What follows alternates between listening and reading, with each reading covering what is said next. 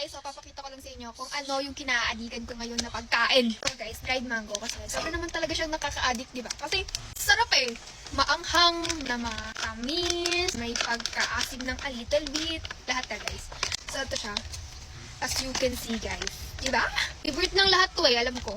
Iba kasi sobrang siksik eh, kaya hindi na makuha. Ito kasi nabawasan niya eh. Pero yan siya. Ano ba yan? Bubuka natin yan, bubuka.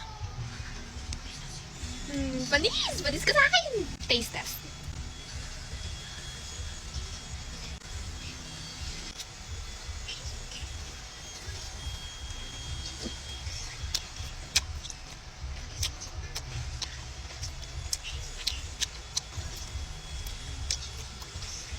May sipa eh. Sipa yung anghang eh. Ito yung kinagustuhan ko dito guys. Kasi uwi siya. Which is nakaka-add. Kasi pag ganun para sa akin. May sili pa yan oh. Buto ng sili. Siguro kung bibigyan ako ng ganito ng madami. Hindi ako magsawa. Tsaka gusto rin siya ng mga friendship ko guys.